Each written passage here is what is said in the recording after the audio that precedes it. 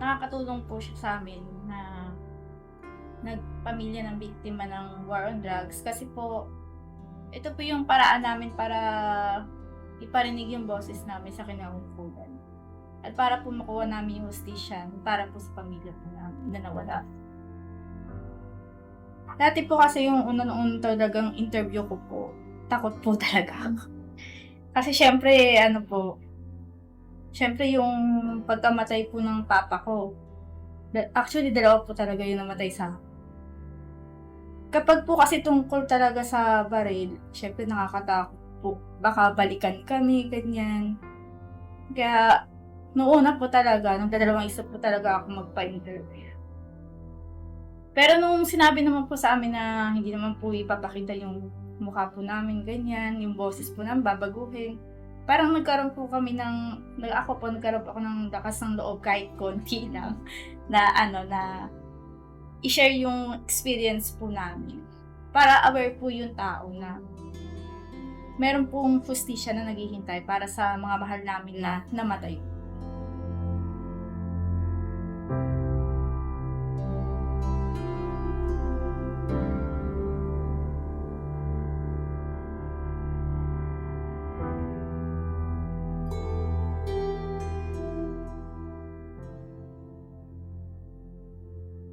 Ano po, parang naging masaya po kasi po sa mindset po kasi namin, lalo na po ako, magkakaroon po kami ng hustisya na sa tingin po namin malabo. Malabong makamit kasi nga po, sa war on drugs po kasi hindi po namin talaga alam kung sino yung pumapatay. Tsaka masyadong malaki pong tao yung talagang involved. Kaya po parang nagkaroon kami ng relief, gano'n. Kasi alam namin na meron kaming hustisya na makukuha.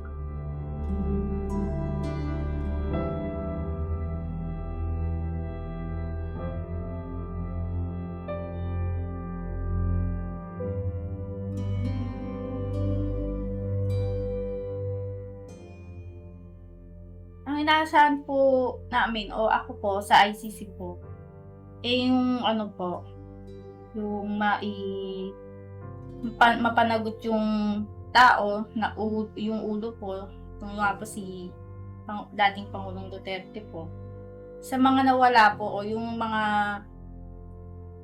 yung mga namatay po sa war on drugs. Panawagan po, sana po magtuloy-tuloy po yung pagtulong nila sa amin para po makuha namin yung hustisya na nararapat para sa mga mahal namin sa buhay na namayapa. Tsaka po para po mapanagot nga po yung ulo po ng pagkamatay ng mga biktima sa war on drugs.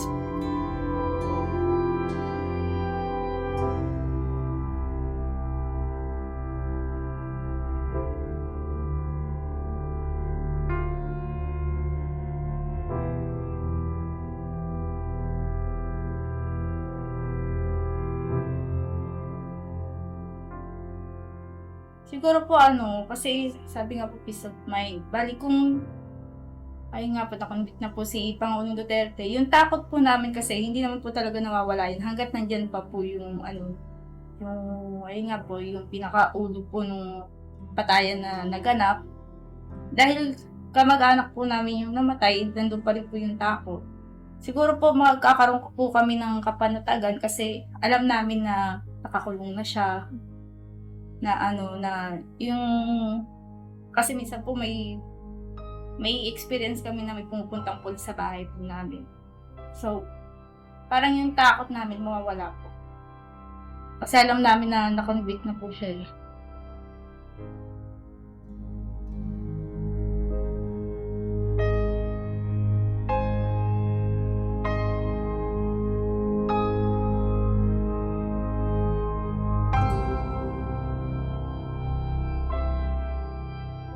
Ang mensahe ko po sa gobyerno po natin ngayon, sana po ipatupad po nila yung batas ng tama.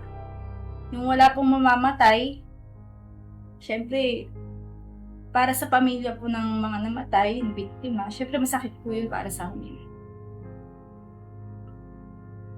Yung mensahe ko po, patupad nila yung batas ng maayos na naaayon sa karapatang pantao ng mamamayan.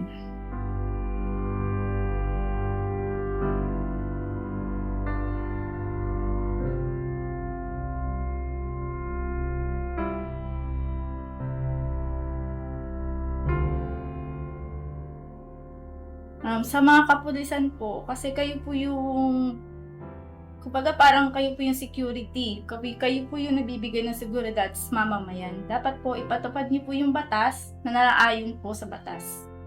Ayun po, yung pagtulong po sa kapwa, nandun na rin naman po yun, kasama po yun sa batas. Patupad niyo po ng maayos, nang hindi po kayo gagamit ng dahas.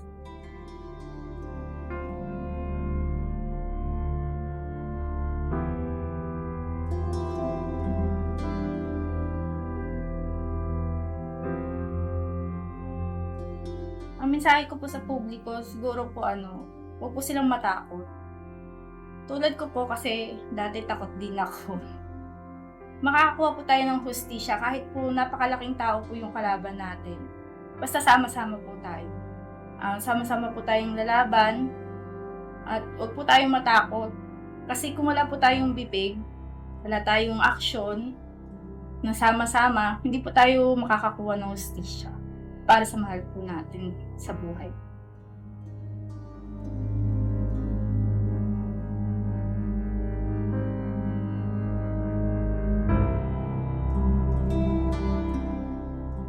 Ang mensahe ko po sa kapwa ko biktima, lakasan lang po nila yung loob nila.